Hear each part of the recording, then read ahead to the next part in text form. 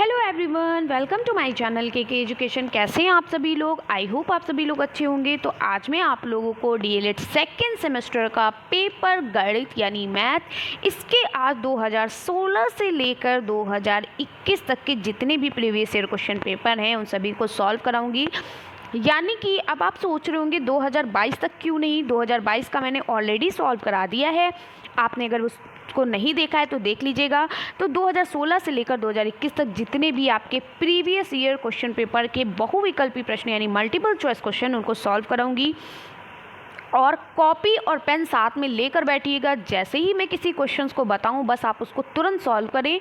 Solve करके मुझसे पहले आप आंसर दें उसका, ताकि आपके इससे क्या होगा, रिवीजन होता रहेगा। तो चलिए बिना टाइम वेस्ट के वीडियो को शुरू करते हैं। चैनल पर नए हैं तो जल्दी से चैनल को सब्सक्राइब कर लीजिए, साइड में बेल आइकन है उसको प्रेस कर लीजिए और इसके साथ साथ वीडियो को ज़्यादा से ज़्यादा शेयर करिए। आपके कहने पर मैं मैथ की क्लास लेकर आई हूँ। मैं इस वक्त नोट्स बना रही थी और मुझे बिल्कुल भी टाइम नहीं था, फिर भी मैंने एक टाइम मैनेज किया आप लोगों के लिए, क्योंकि आप चाह रहे थे कि मैम मैथ की बहुविकल्पी प्रश्नों को करा दीजिए जिससे आपकी तैयारी आप उसकी प्रैक्टिस कर सकें। ठीक है, चलिए तो इसलिए आपका एक लाइक बनता है और वीडियो को शेयर ज़रूर करिएगा। तो चलिए देखते हैं स्क्रीन पर पहला क्वेश्चन। आपको पता है मैथ भी आपका 25 नंबर का होता है, जिसमें आपको 12 नंबर लाने कंपलसरी होते हैं। इसके साथ साथ और ये आपके जो बहुविकल्पी प्रश्न है, ये प्रत्येक प्रश्न 1 नंबर का होता है, जिससे आपके 5 बहुविकल्पी प्रश्न होते हैं, यानी कि 5 नंबर आपके मिलते हैं। तो चलिए शुरू करते हैं बहुविकल्पी प्रश्नों को। पहला प्रश्न दिया गया है, परिमेय संख्या -4/9 से छोटा परिमेय संख्या है। यानी सबसे छोटी परिमेय संख्या इसमें कौन सी है? -1/9 है या 0.2/9 है या फिर 4/9 है या -7/9 है। तो सबसे पहले हम आपको ये बता दें कि -4/9 की बात की गई है, तो ये 0.2/9 नहीं होगा, क्योंकि जब 0.2/9 लिखा हुआ है, अगर आप दशमलव उठाएंगे तो ये 90 हो जाएगा। तो ये इस तरीके से हो गया 2/90। तो ये वाला तो बिल्कुल नहीं होगा, ठीक है, क्योंकि ये 9 तो हुआ नहीं, ये 90 बन गया। ठीक है, इसके साथ साथ ये पॉजिटिव भी है। दूसरा पॉइंट है ये आपका 4/9। ठीक है, 4/9 भी आपका नहीं होगा, क्योंकि -4/9 जो है ये आपकी एक क्या है, ऋणात्मक संख्या है, और 4/9 आपकी धनात्मक संख्या है, इसलिए ये इनका कोई कंपेयर नहीं है, तो इसलिए ये भी नहीं होगा। हमें चुनना है तो वो किस में से चुनना है? -1/9 से -7/9 में चुनना है। ठीक है, किस में चुनना है? -1/9 से -7/9 में चुनना है। तो -1/9 जो है आपका, ये क्या आपकी सबसे छोटी संख्या है -4/9 से? नहीं। कैसे, चलिए बता। देखिए, एक चीज़ का हमेशा ध्यान रखिएगा कि जो माइनस में जितनी संख्याएं बड़ी होती हैं उतनी ही वो छोटी होती हैं। किससे? यानी कि माइनस में जितनी संख्या बड़ी होगी वो अपने से छोटी संख्या से उतनी ही क्या होगी, छोटी होगी। ठीक है, तो यहाँ पर क्या है, क्योंकि आप देखो यहाँ से लिखते हो, ऐसे आप लिखते हो, क्या लिखते हो पूर्णांक संख्याओं में, तो -1 फिर -2 -3 -4 इस तरीके से लिखते हो ना। तो माइनस में जितनी संख्या बड़ी होती है वो अपने से वो उतनी ही छोटी होती है। ठीक है, तो यहाँ पर क्या है आपका -4/9 है, और -4/9 से छोटी परिमेय संख्या क्या होगी? तो छोटी परिमेय संख्या जो होगी वो होगी -7/9। आई होप आपको समझ में आ गया होगा। ठीक है, चलिए आगे बढ़ते हैं, अगला प्रश्न देखते हैं। अगला प्रश्न क्या है? प्रश्न नंबर 2। इसमें दिया गया है 16, 32 और 64 का लासा। तो चलिए यहाँ पर मैंने आपको इस तरीके से देखिए दिखा रहे हैं, यहाँ पर आपको देखिए आंसर्स भी दिया है मैंने यहाँ पर। ठीक है, इस तरीके से लिखना है। तो 16, 32 और 64 का हम लासा कैसे निकालते हैं? हम इस तरीके से निकालते हैं पहले। तो 16, 32, 64 का हमने यहाँ लासा निकाला। सबसे पहले हम छोटी से छोटी संख्या से क्या करते हैं, मल्टीपल करते हैं, डिवाइड करते हैं। तो सबसे छोटी संख्या क्या है? 2 है। तो चलिए शुरू करते हैं। तो 2 8 16 हो गए, 2 1 कम 2 2, यानी 16 दूना 32 होते हैं, 32 दूना 64 होते हैं, इस तरीके से कट गए। फिर 2 चक्कू 8 कट गया, 2 8 16 कट गया, 2 फिर 2 को 16 बार में 32 कट जाएगा। ठीक है, यानी 2 1 कम 2 1 बचा, 2 छंग 12। अब फिर हम 2 से कट करेंगे, तो 2 से कट करेंगे, क्या हमारा आया? 4 8 16, तो 2 दूनी 4, 2 चक्कू 8, 2 8 16। अब हमारे पास क्या बचा? 2 4 8, तो क्या ये भी 2 से कट जाएंगे, 2 1 कम 2 2 दूनी 4, 2 चक्कू 8। ठीक है, अब हमारे पास क्या बचा? 2 और 4। जब तक कि नीचे कुल आपका 1 1 ना आ जाए तब तक आप उसको सॉल्व करते रहते हैं। तो फिर क्या हुआ, यहाँ पे 4 है तो 2 दूनी 4 हो गया, 2 चक्कू 8 हो गया। अब हमारे पास क्या बचा? 2 और 4। अब फिर हम 2 से कट करेंगे, 2 1 कम 2, 2 दूनी 4, अभी भी हमारे पास 2 बचा है, तो हमारे पास क्या हो गया, एकम एकम फिर 2 एकम 2।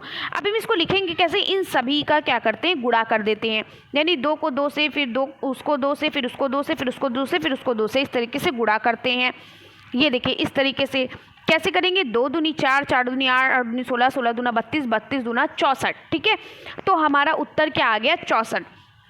तो देखिए क्या हमारे इस ऑप्शन में 64 उत्तर है, बिल्कुल उत्तर है।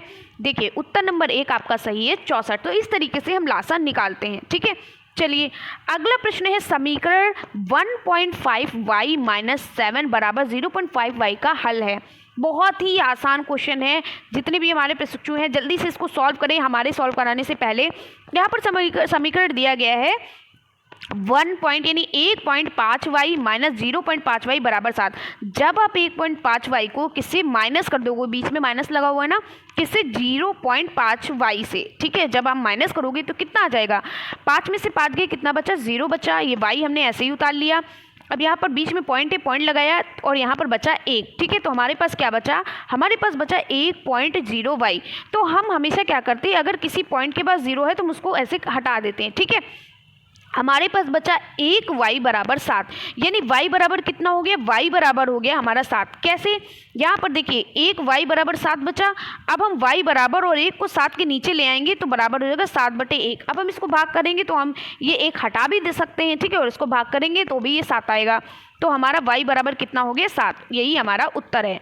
आपको समझ में आ गया, हमने क्या किया, 1.5y को, यानी 1.5 से आप क्या करते हो, यानी कि मान लो आपके पास क्या है, 1.5 रुपये है, यानी 50 पैसे आपने निकाल दिए यहाँ पे, तो आपको क्या करोगे, 1 रुपये बचेगा आपके पास। ठीक है, और यहाँ पर 7 है तो यहाँ पर बचा हमारा, यानी 1.5 से अब 0.5 अगर निकालोगे तो ये हमारे पास बचेगा 1। ठीक है, यानी 0.0 आएगा, इससे हमें मतलब नहीं है, हमारा 1 बचेगा। तो यानी 1y बचा, 1y बराबर 7। अब y बराबर क्या हो जाएगा, 7। ठीक है, समझ में आ गया। चलिए आगे बढ़ते हैं, अगला क्वेश्चन है। चलिए यहाँ पर आंसर देखिए आपका क्या है, दूसरा आंसर है y बराबर 7।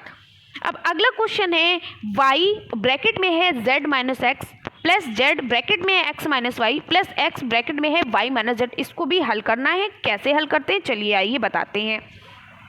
तो ये देखिए है, इस तरीके के अगर क्वेश्चन आते हैं, y ब्रैकेट में है z माइनस एक्स, फिर है प्लस z, ब्रैकेट में है x minus y plus x है, फिर ब्रैकेट में है y माइनस z। तो इस तरीके के क्वेश्चन बहुत पूछे जाते हैं, जैसे अभी सॉल्व करा रहे हैं यही क्वेश्चन पूछे जाते हैं। अभी देखिएगा, यही क्वेश्चन रिपीट किए हैं, सिर्फ क्या है, नंबर्स और आपके व्यंजक जो होते हैं वो चेंज होते हैं, बाकी यही चीज़ें पूछी जाती हैं।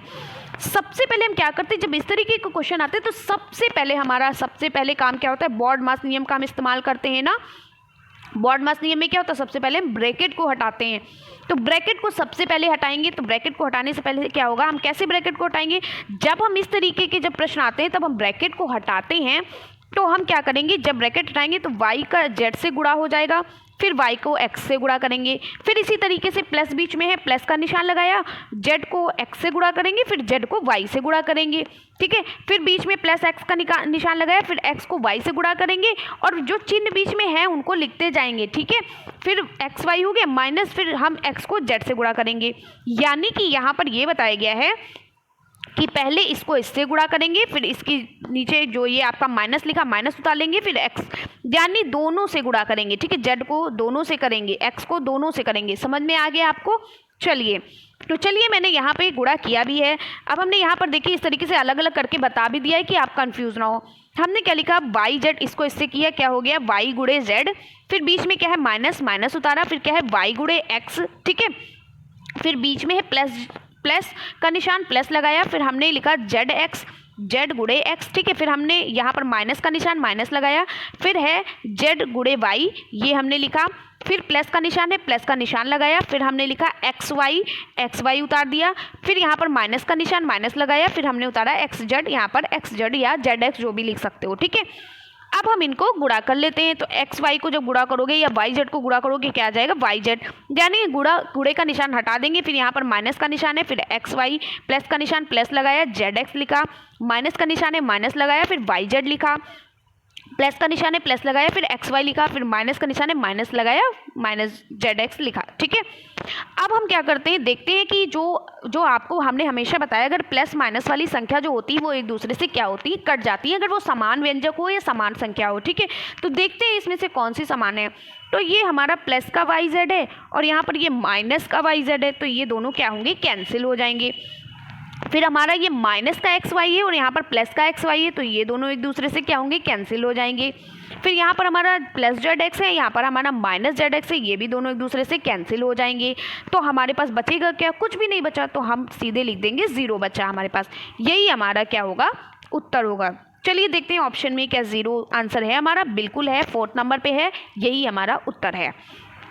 अब हमारा 5वां प्रश्न है, जो त्रिभुज वर्ग आयत इस तरीके से रिलेटेड जो क्वेश्चंस आते हैं। एक त्रिभुज का क्षेत्रफल 45 वर्ग सेंटीमीटर है, त्रिभुज है जिसका क्षेत्रफल जो है कितना है, 45 वर्ग सेंटीमीटर है और उसका आधार 15 सेंटीमीटर, यानी इस तरीके का त्रिभुज है, आधार 15 सेंटीमीटर है और उसकी जो ऊंचाई है वो हमें मापनी है। तो चलिए हम इसको सॉल्व करते हैं। तो क्या कहा गया है, एक त्रिभुज का क्षेत्रफल 15 वर्ग सेंटीमीटर है और उसका आधार 15 सेंटीमीटर है। ठीक है, उसकी ऊंचाई हमें, हाइट उसकी जो है वो हमें ज्ञात करनी है। तो आपको पता है जब इस तरीके के सवाल आएँ तो हमारे पास क्या होता है, हमारे पास इसका सूत्र क्या होता है, त्रिभुज का क्षेत्रफल बराबर 1/2 गुणे आधार गुणे ऊंचाई। क्या होता है, त्रिभुज का क्षेत्रफल बराबर 1/2 गुणे आधार गुणे ऊंचाई। तो चलिए हम सभी को उसी के अकॉर्डिंग रख देते हैं। क्षेत्रफल हमारा कितना था, हमारा यहाँ पे त्रिभुज का क्षेत्रफल जो है वो है 15 वर्ग सेंटीमीटर, यहाँ पर सॉरी 45 होगा, 15 नहीं, ठीक है, 45 वर्ग सेंटीमीटर होगा, यहाँ पर गलती से लिख गया है, तो 45 है। फिर यहाँ पर 1/2 की जगह पे 1/2 लिख देंगे, गुणे आधार कितना दिया गया था, 15 सेंटीमीटर, और हाइट हमें निकालनी थी इसलिए हमने इसको h मान लिया। ठीक है, क्योंकि हाइट h से लिखते ही हैं। अब हम इसको सॉल्व करते हैं। तो ये जो 45 है, अब इसको 15 को इस 45 के नीचे ले आएंगे, क्योंकि यहाँ पर गुणे का निशान है तो ये नीचे आ जाएगा। अगर यहीं पर क्या होता, माइनस का 15 होता तो ये फिर यहाँ पर प्लस का हो जाता, या प्लस का होता तो ये माइनस हो जाता, लेकिन ये गुणे का निशान है तो ये इसके नीचे आएगा, बटे में आ जाता है। ठीक है, तो 45/15 बराबर 1/2 गुणे हाइट यानी h हमें ज्ञात करना है। तो 15 तियाँ क्या होता है, 45 होता है। ठीक है, जो कि मैंने यहाँ पर कट किया है। हमारे पास बचा 3। ठीक है, अब हम क्या करेंगे, जब यहाँ पर हमारा बचा 3 तो हमने ये 2 को यहाँ पर इस पे लिया है, क्रॉस वाइज करते हैं ना, तो ये हमारा क्या आ जाएगा, 3 × 2 3। तो हाइट हमारी क्या आ गई, हाइट बराबर 3 × 2 आ गई। ठीक है, जब भी क्या होता है, जब भी मान लो जैसे कि ये लिखा है 3/1 बराबर 1/2, ठीक है, तो जब भी हम इसको एक दूसरे के समान लाते हैं तो ये मल्टीपल क्रॉस हो जाता है, यानी ये जो 2 है ये 3 से गुणा कर देगा और ये 1 का 1 से गुणा हो जाता है, इस तरीके से होता है। तो वही मैंने यहाँ पर किया है। तो हमारी हाइट कितनी आ गई, हम h को इधर ले आते हैं तो हमारी हाइट कितनी आ गई, 6 सेंटीमीटर। यही हमारा उत्तर है। आई होप आपको अच्छे से समझ में आ गया होगा। जो भी चीज़ें नहीं समझ में आ रही है आप उसको बार बार क्या करिए, उसको बार बार बैक करके समझ लीजिए। ठीक है, तो 6 सेंटीमीटर हमारा उत्तर आया। अब आगे बढ़ते हैं, अगला जो हम देखते हैं, अगला क्वेश्चन क्या है, चलिए देखते हैं। चलिए अगला पेपर देखते हैं 2017 का पेपर। अब देखते हैं 2017 में किस तरीके के प्रश्न आए और क्या पहले क्वेश्चन से यानी पहले प्रश्न पत्र से कोई भी क्वेश्चन रिपीट किए कि नहीं। चलिए ये भी ध्यान रखते हैं। तो हमारा यहाँ पर पेपर है अगला पेपर, पहला बहुविकल्पी प्रश्न है, पूर्ण संख्याओं में योग का तत्समक अवयव होता है। तो आपको पता है जो तत्समक अवयव वो होते हैं, यानी किसी संख्या से ऐसी संख्या को जोड़ें कि वो संख्या हमें पुनः प्राप्त हो जाए। ठीक है, तो हम क्या करेंगे, जैसे मान लो 2 है तो 2 में कौन सी ऐसी संख्या जोड़े कि हमें 2 ही मिले। तो हम क्या करते हैं, हम जब 0 जोड़ेंगे तभी तो हमें 2 मिलेगा। तो इसका उत्तर क्या होगा, 0, यानी पूर्ण संख्या में योग का तत्समक अवयव क्या होता है, 0 होता है। ठीक है, समझ में आ गया। चलिए आगे बढ़ते हैं। अगला क्वेश्चन है, देखिए 56, 70, 84 का लघुत्तम समापवर्तक। अभी आपने ऊपर भी निकाला है लघुत्तम समापवर्तक, यहाँ पर भी पूछा है। तो चलिए लघुत्तम समापवर्तक निकालते हैं। ये देखिए इस तरीके से हम लघुत्तम समापवर्तक ऊपर जैसे मैंने सॉल्व किया वैसे यहाँ पे भी करना है।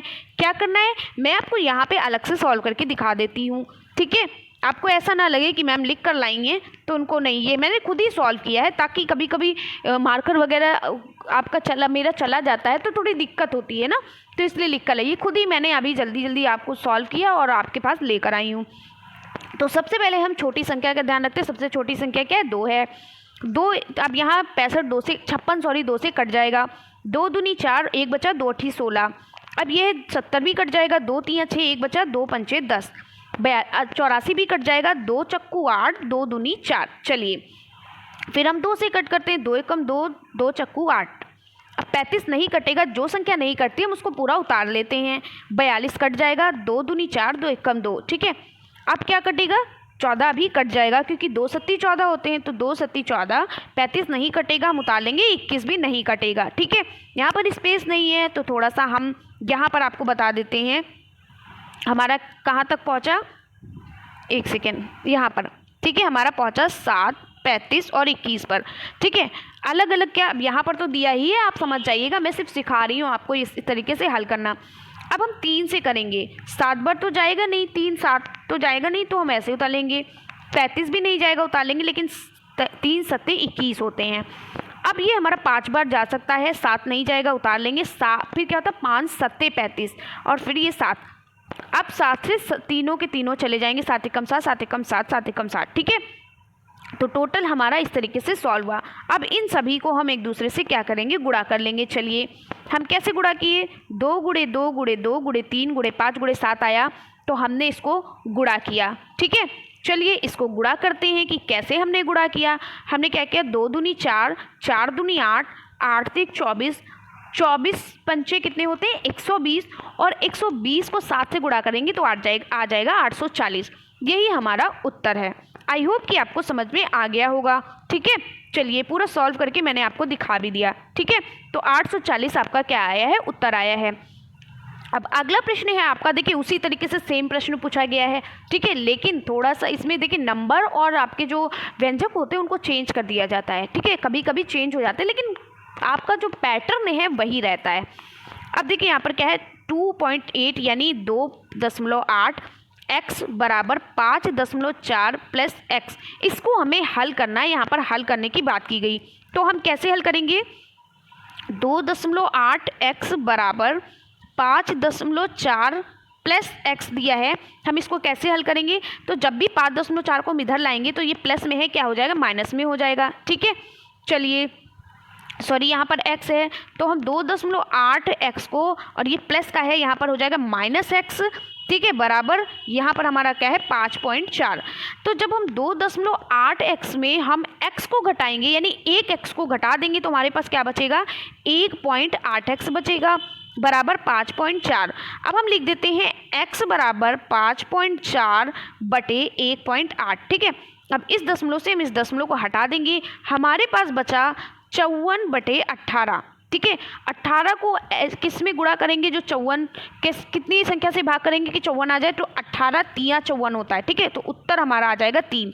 ठीक है, यहाँ पर देखिए मैंने सॉल्व करके भी बताया है। ठीक है, एक बार यहाँ से भी दिखा देते हैं, 2.8 x बराबर 5.4 प्लस x, तो हम x को क्या करते हैं, प्लस माइनस कर देते हैं। तो यहाँ पर प्लस में x है, तो इधर जब लेकर आएंगे तो हो जाएगा माइनस में, माइनस कर दिया, 2.8 x माइनस x बराबर 5.4। अब 2.8 x को हम किस में घटाएंगे, मान लो हम 1 x में घटा रहे हैं। ठीक है, किस में, 1 x में, तो यहाँ पर पॉइंट लगाए तो इसलिए 1.0 कर देते हैं, घटा रहे हैं, तो कितना हो जाएगा, 1.8 x हो जाएगा। ये यहाँ पर हो गया। अब 5.4 x हमारे पास है। अब जब हम इस संख्या को 5 जब इधर लाएंगे तो ये कहाँ आ जाएगी, बटे में आ जाएगी। ठीक है, अब हमने क्या किया, इन दोनों के दशमलव को हटा दिया, बचा हमारे पास क्या, 54 बटे 18, और 18 तियाँ होता है 54, इसलिए 3 हमारा उत्तर आ गया। तो आपको समझ में आ गया होगा। समझ में आ रहा है कि नहीं, कमेंट्स में ज़रूर बताइएगा। तो तीसरा प्रश्न आपका सही है, और आपने कितने प्रश्न अपने आप से सॉल्व कर लिए ये भी कमेंट्स में बताइएगा। ठीक है, चलिए अब अगला प्रश्न है, यदि किसी समबाहु त्रिभुज का क्षेत्रफल 400√3 है वर्ग सेंटीमीटर हो तो उस त्रिभुज का परिमाप क्या होगा। ठीक है, तो क्षेत्रफल हमें दिया गया है, परिमाप हमें निकालना है। चलिए, तो समबाहु त्रिभुज का क्षेत्रफल मैंने क्या होता है, समबाहु त्रिभुज का क्षेत्रफल बराबर होता है √3/4 गुणे भुजा स्क्वायर, या हम ये भी कह सकते हैं √3/4 गुणे भुजा। ठीक है, ये होता है। क्षेत्रफल हमको दिया गया है तो हम सॉल्व कर लेते हैं। तो सबसे पहले हम क्या करेंगे, सबसे पहले हम क्या करेंगे, त्रिभुज का क्षेत्रफल का सूत्र लगाएंगे। तो समबाहु त्रिभुज का क्षेत्रफल बराबर होता है √3/4 गुणे भुजा स्क्वायर। तो त्रिभुज का क्षेत्रफल तो दिया ही है समबाहु त्रिभुज का, कितना था 400√3, तो हमने उसके नीचे उतार दिया। फिर क्या है √3/4 गुणे भुजा स्क्वायर, भुजा हमें पता नहीं है, अभी जो हमें पता चल जाएगी। तो 400/√3, और जब हम √3 को क्या करते हैं, हम ऐसे भी कैंसिल कर देते हैं। देखिए जब भी बराबर में संख्या हो और एक समान लाइन में एक समान रो में लिखी गई हो तो हम उसको उससे कट कर देते हैं। लेकिन मुझे आपको समझाने के लिए यहाँ पर लिखना पड़ा, क्योंकि बहुत से हमारे ऐसे प्रशिक्षु जो नहीं समझ पाएंगे। तो ये वाला 4 जो है ऊपर चला जाएगा। देखिए मल्टीपल क्रॉस हुआ, इसको हम 1 मान लेते हैं। जो हम मल्टीपल क्रॉस करेंगे तो ये वाला √3 जो है वो नीचे आ जाएगा, और ये वाला 4 जो है यहाँ पर आ जाएगा। ठीक है, गुणे में। समझ में आ गया?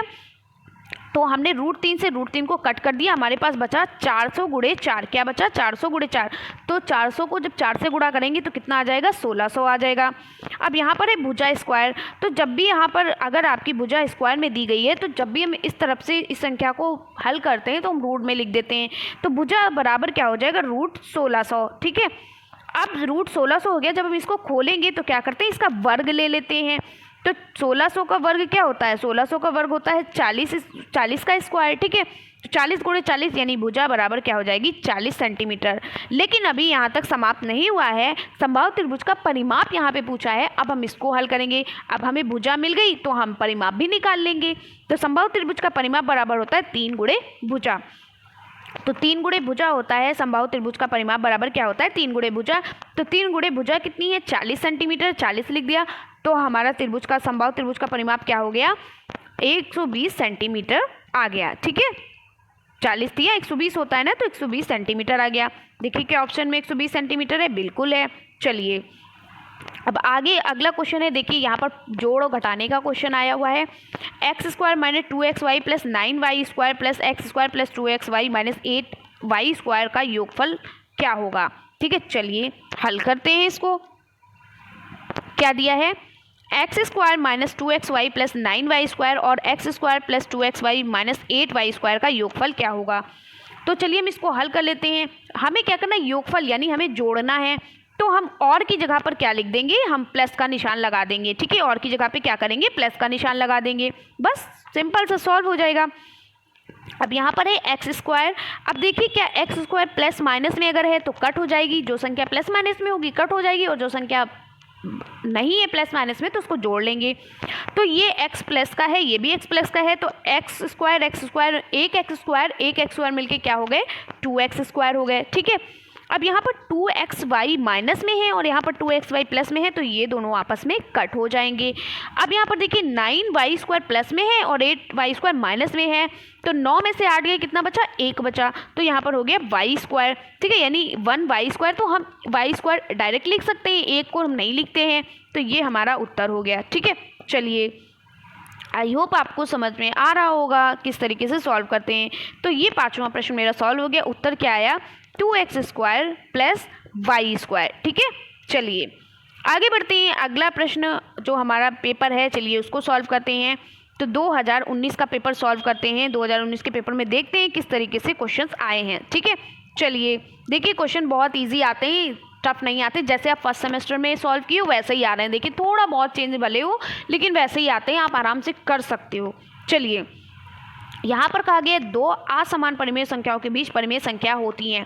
तो हमेशा याद करिएगा, जब भी इस तरीके के प्रश्न पूछे जाए कि परिमेय संख्या कितनी होती, तो हमारा बस आँख बंद करके एक ही आंसर होता है, कितनी होती, अनंत होती हैं। ठीक है, कितनी परिमेय संख्या होती, अनंत होती हैं, जिसके बीच में हम कोई गिनती नहीं कर सकते हैं। ठीक है, चलिए आगे बढ़ते। अगला क्वेश्चन है, निम्नांकित कथनों में से सत्य कथन है। यहाँ पर कहा गया एक धनात्मक पूर्णांक अपने योगात्मक पूर्णांक से बड़ा होता है। यानी जो एक धनात्मक पूर्णांक होता है, यानी कि अगर +5 है, तो यहाँ पर कहा गया कि वो अपने योगात्मक पूर्णांक से क्या होगा, बड़ा होगा। अगर ये -5 है तो क्या ये +5 से बड़ा होगा, नहीं, -5 +5 से छोटा है। यानी कि ये सही कहा गया है कि एक जो धनात्मक पूर्णांक है वो क्या होगा, अपने योगात्मक पूर्णांक से क्या होगा। ठीक है, और दूसरा प्रश्न है, ये दूसरा आपका पॉइंट है, एक ऋणात्मक पूर्णांक अपने योगात्मक पूर्णांक प्रतिलोम से बड़ा होता है। ठीक है, फिर क्या शून्य एक पूर्णांक नहीं है, एकदम गलत है, शून्य पूर्णांक है। फिर क्या -17 जो है वो -5 से बड़ा है, ये बात बिल्कुल गलत कही गई, ये भी बिल्कुल गलत कहा गया है। ठीक है। तो आंसर क्या होगा, एक धनात्मक पूर्णांक जो होता है वो अपने योगात्मक पूर्णांक से क्या होता है, बड़ा होता है। यानी एक धनात्मक पूर्णांक जो होता है अपने योगात्मक पूर्णांक से क्या होता है, बड़ा होता है, +5 -5 से बड़ा होता है। तो ये आपका आंसर सही है और ये क्या है, गलत है। ठीक है, चलिए आगे बढ़ते हैं, आपको समझ में आ गया होगा क्वेश्चन। अगला है 21 की अनुवर्ती संख्या। तो अनुवर्ती का मतलब होता है एक कदम आगे, यानी कि 21 के बाद कौन सी संख्या आएगी, यानी बाद वाली। अनुवर्ती मतलब बाद वाली, ठीक है। पूर्ववर्ती मतलब पहले वाली, ठीक है। तो 21 के बाद कौन सी संख्या आती है, 22 आती है। अब ये कहा कि 21 की अनुवर्ती यानी 21 की अनुवर्ती 22 हो गई और 22 की अनुवर्ती क्या हो गई, 23 हो गई। तो उत्तर हमारा क्या होगा, 23। बहुत से लोगों ने यहाँ पर बहुत ऑप्शन गलत किए थे, बस ये सुन लिया कि किसकी अनुवर्ती पूछा, बस 22 लगा दिया। ठीक है, अच्छा खासा इतना आसान क्वेश्चन सरल कर दिया, गलत कर दिया था। तो आप ऐसा मत करिएगा। यहाँ पर कहा गया है कि 21 की अनुवर्ती यानी 21 की अनुवर्ती 22 हो गई और 22 की अनुवर्ती हो गई 23। तो इस 22 की अनुवर्ती के बारे में पूछा है, ठीक है। तो आपका उत्तर होगा 23। ठीक है, चलिए आगे बढ़ते हैं। अगला क्वेश्चन है, एक आयताकार मैदान का क्षेत्रफल 0.5 हेक्टेयर है। यदि इस मैदान की एक भुजा 125 मीटर है तो दूसरी भुजा की माप होगी। तो चलिए इसको सॉल्व करते हैं। ये देखिए यहाँ पर मैंने ऑप्शन आंसर भी दिए हैं, आप इसको चेक कर लीजिएगा। अनंत है और एक धनात्मक पूर्णांक अपने योगात्मक पूर्णांक से बड़ा होता है, यानी +5 जो होता है वो अपने -5 से क्या होता है, बड़ा होता है। ठीक है, 21 की अनुवर्ती संख्या क्या होगी, तो 21 की अनुवर्ती 22 होती है, 22 की अनुवर्ती पूछा गया है जो 23 है, ये आपका उत्तर है। अगला है, एक आयताकार मैदान का क्षेत्रफल 0.5 हेक्टेयर है। यदि इस मैदान की एक भुजा 125 मीटर है तो दूसरी भुजा क्या होगी। तो सबसे पहले हम हेक्टेयर को मीटर में लिख लेते हैं, ठीक है, क्योंकि यहाँ पर मीटर में आपको आंसर देना है। ठीक है, तो 1 हेक्टेयर बराबर होता है 1000 मीटर स्क्वायर। ठीक है, क्या होता है, 1 हेक्टेयर बराबर होता है 1000 मीटर स्क्वायर। ठीक है, क्या होता है, मीटर स्क्वायर। तो 0.5 हेक्टेयर बराबर क्या हो जाएगा, 5000 यानी 5000 मीटर स्क्वायर। ठीक है, 5000 मीटर स्क्वायर। तो क्षेत्रफल कितना है, 5000 मीटर स्क्वायर है। लंबाई 125 मीटर है।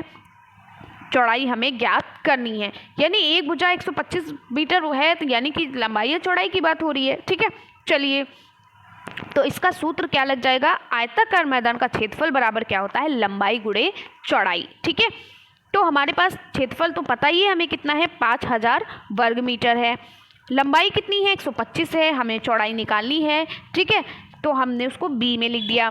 अब 500 में 125 जब हम 500 के इधर लाएंगे तो ये बटे में आ जाएगा, तो 500 बटे 125 हो गया बराबर बी। ठीक है, तो 125 को जब हम 500 नहीं 5000, 125 को जब हम 5000 से भाग देंगे तो 125 को कितना भाग दे कि 5000 आ जाए, कितना गुणा करें कि 5000 आ जाए।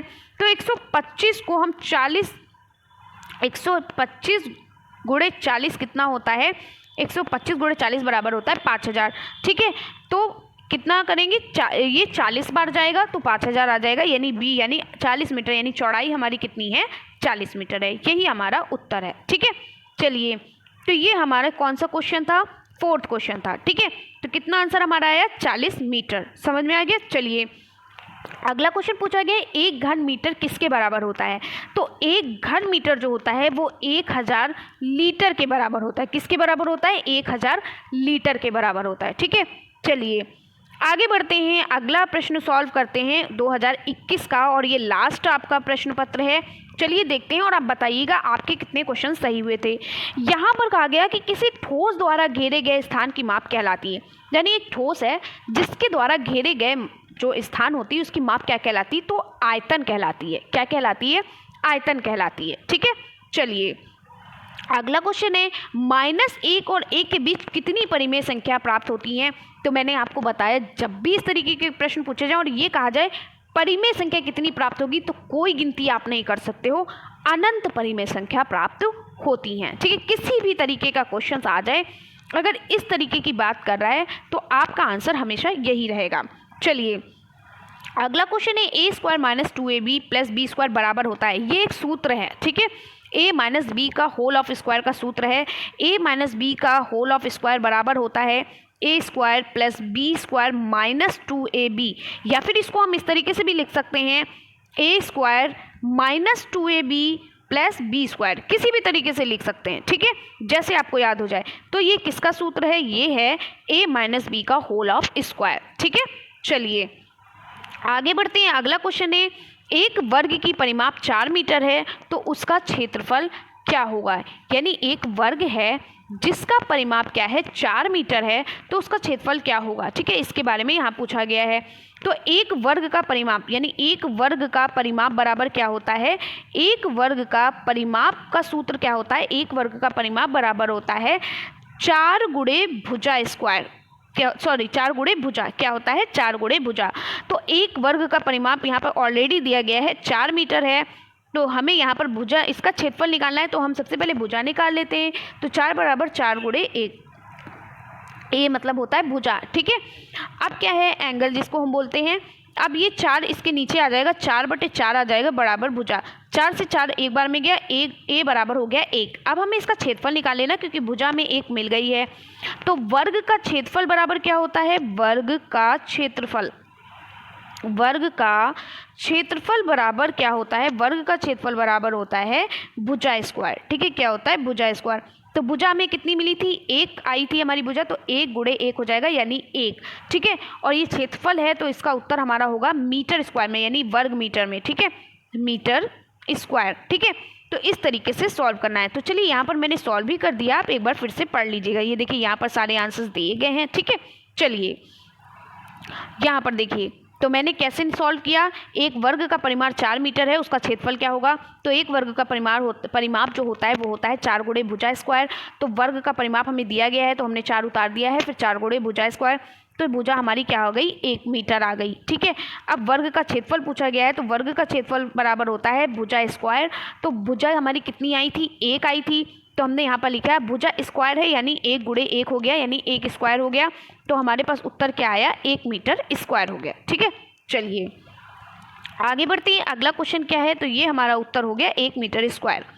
आगे है निम्नलिखित में से कौन सा रैखिक समीकरण नहीं है। देखिए रैखिक समीकरण वो होता है जिसके आपके मान लो x है तो x के ऊपर स्क्वायर नहीं होना चाहिए, x आंसर आना चाहिए। ठीक है, यानी कि एक समान रेखा में जो होती है जिसकी घात हमेशा क्या हो, 1 हो। याद रखिएगा, ऐसा व्यंजक जिसकी घात हमेशा क्या हो, 1 हो, वो हमारे क्या होते हैं, रैखिक समीकरण होते हैं, हमेशा याद रखिएगा। लेकिन यहाँ कहा गया है कि रैखिक समीकरण नहीं है।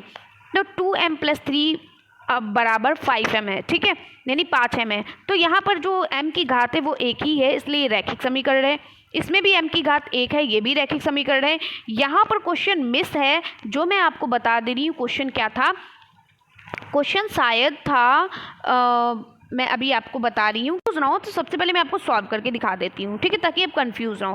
जैसे यहाँ पर है 2m + 3 = 5m। ठीक है, अब क्या करना है, यहाँ पर हमें देखना है ये रैखिक समीकरण है कि नहीं।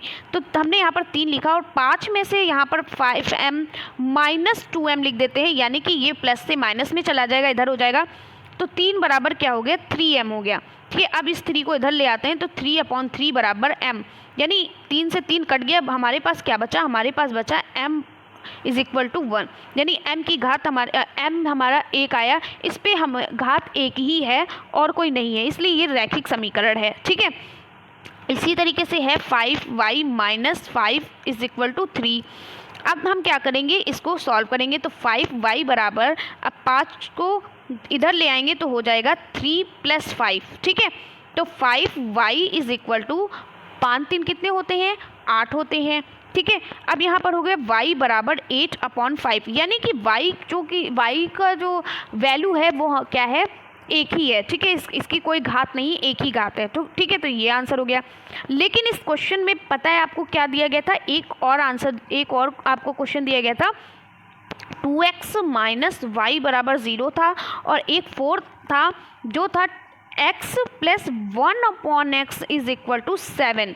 तो यही हमारा उत्तर है। और कैसे है आप ये सोच रहे होंगे कि x + 1/x = 7 आंसर कैसे होगा, क्योंकि इसमें भी x की घात 1 ही है, आप ये सोच रहे होंगे। लेकिन नहीं, ऐसा नहीं है। जब हम इसको इससे गुणा करेंगे तो क्या हो जाएगा, x मिलकर क्या हो जाएगा, x² हो जाएगा, प्लस 1/x हो जाएगा = 7। तो यहाँ पर x की घात कितनी है, 2 हो गई है।